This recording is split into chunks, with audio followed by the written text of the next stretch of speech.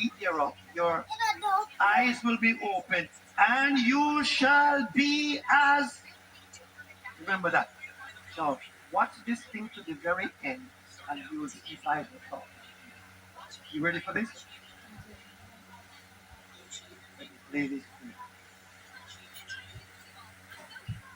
right now, scientists in laboratories around the world are developing brain chips.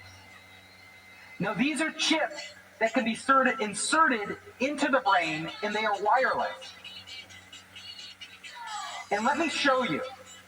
They have actually had a monkey that broke its back. So its spinal cord was severed. The monkey was paralyzed from the waist down. But they inserted a chip in the monkey's brain, and then they inserted another chip in its lower spine. And they allowed the brain to communicate with the lower spine. As soon as they did this, the monkey could walk again. That is amazing. Totally amazing. So they could actually transmit the thoughts of the monkey wirelessly to parts of the body. But it gets even more amazing than that. So they now have, in a laboratory, monkeys with chips in their brain. And then they have an electric wheelchair. And just by thinking, just with the thought of the monkey, they can drive the wheelchair around. Think about that. If a monkey can do that, what could you do if you had that chip in your brain? They have also done experiments with monkeys with a chip in their brain and a robotic arm. And the monkey, just by thinking, can reach out and grab something like food and feed itself. That is amazing if you think about it. So the monkey's thoughts are actually able to control things outside their body. So when we start to think about the future, about where technology is headed, this is where we're going. We will have brain chips in humans. And the people who will get those brain chips first are people who suffer from severe medical conditions. So if you have a severe medical condition, like you're paralyzed from the neck down, or you suffer a brain disorder like Alzheimer's disease or Parkinson's disease, and that brain chip can restore your quality of life, would you hesitate to get the chip? No, of course not. You would say, put the chip in my brain. So that is starting right now, these experiments. And even more interesting, scientists have done experiments with rats, and they have chips in the rat's brain. And what they did was they taught a rat how to do certain things. And when the rat did all these complex things, it could get food. Now, it took the rat weeks to learn that. Weeks. But then they hooked the rat's brain chip to the internet. And they had another rat in another city. And instantly they connected those two rats' brains. And do you know what happened? The other rat knew how to get the food right away. It didn't have to learn anything. The knowledge was transferred from one brain of a living animal to another brain. That is amazing. That opens up a world of possibilities. Because if they can do that in rats today, imagine 10 years from now what they can do in humans. And we will go there. Keep watching. So, mind-to-mind communication. This is something of science fiction that we all read about. But this is actually possible today, as I just showed you. So there will come a point where if we have a chip in our brain, and you out there have a chip in your brain, we can communicate. We can communicate without talking. We can communicate when you're halfway around the world. And we can exchange knowledge. So, if you look at a world where we have these chips that are connected to the internet, all of a sudden, every piece of information on the internet becomes accessible to our mind. Now, when we look back at today and we have to go to Baidu or Google That will seem so primitive. Nobody will do that.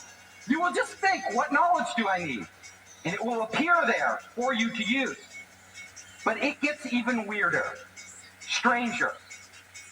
Because we will not only be able to transfer knowledge, but we will be able to transfer memory. Now, so you could have an experience like skydiving, and all of a sudden you could transfer that experience to a friend, and all of a sudden they have experienced what you have experienced. It gets even weirder, because we will be living our lives as our lives. We know our lives and our memories, but you will all of a sudden have access to anybody's life who wants to make it available to you. People will put open source their lives so others can download pieces of their lives and experience those things. That will be really strange. We won't know the difference between our own memory and a memory we acquired from someone else. Think about that. It gets even stranger. So, all of us are here learning at Seeds, right? Getting EMBAs and MBAs. Well, this will be obsolete because Seeds will literally be in the cloud.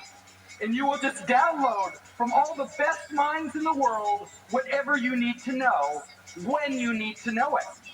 Our brains we will no longer have universities as we have them today. That will change. Information will be on demand. Information will be commoditized. Knowledge will be commoditized. All of us will be smarter, have infinite amounts of storage, and infinite access to information. It will be unheard of. We will no longer be this isolated human being. We will be connected to everything. So, you can imagine not only will we be able to get knowledge, but we can actually have full experiences in our head. So right now we have these clunky VR units that we have to put on.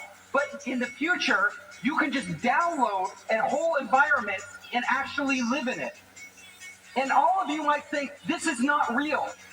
But do you know every night when you dream, those dreams are real. No matter how fantastic your dreams are, they are real. You feel like you're really there. Our brains have that capability already built in.